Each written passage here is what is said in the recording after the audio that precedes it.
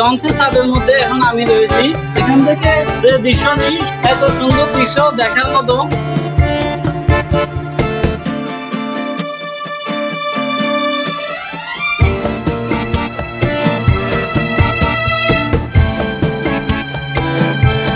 আজকে আমরা এসেছি ঢাকা শহরের সদরঘাট লঞ্চ টার্মিনালে।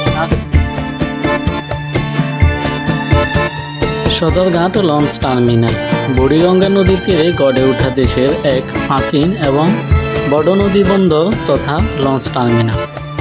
এই টার্মিনাল দক্ষিণাঞ্চলের সঙ্গে ঢাকা শহরের জলপথে যোগাযোগ ব্যবস্থার কেন্দ্রবিন্দু। ঢাকার ব্যবসা বাণিজ্যের ক্রমবিকাশ এবং সুখ্যাতির পিছনে এই টার্মিনালের বিশাল ভূমিকা রয়েছে।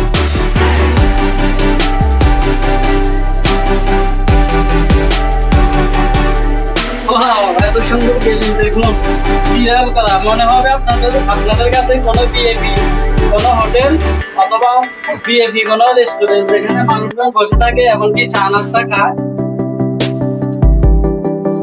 এই লঞ্চের মধ্যে যে কেবিনগুলো আমরা দেখতে পাচ্ছি, এই কেবিনগুলোতে দুইটা করে সিট রয়েছে। আর এই দুইটা সিটের মধ্যে একটা টিভি রয়েছে, এমনকি দুইটা পাখা রয়েছে। তো যা বোঝা যাচ্ছে কেবিনটা খুবই সুন্দর।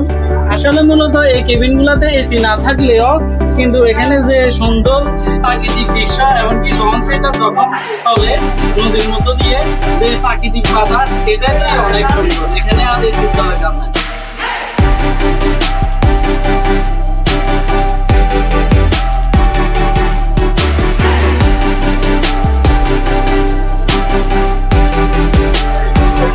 এখানে লঞ্চে যারা রয়েছে অ্যাসিস্ট্যান্ট, তারা মানুষজনকে ডাকছে লঞ্চে ওঠার জন্য।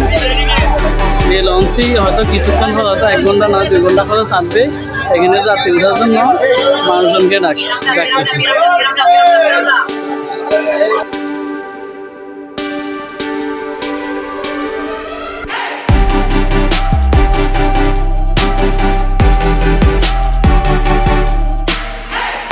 সম্মানিত ভিউয়ার্স, দেখুন একটি নৌকার উপর তবে বিভিন্ন ধরনের খাবার দাবার এখানে ওনারা সাজিয়ে রেখেছে। আচ্ছা ভাই, দোকানে এটা নৌকার উপর, শুধু এখানে তো না, আপনারা বুঝে না বিক্রি করেন, শুধু এখানে না, ওই গ্রামের দিকে ওটা শুধু এখানে লঞ্চের মানুষের জন্য নাকি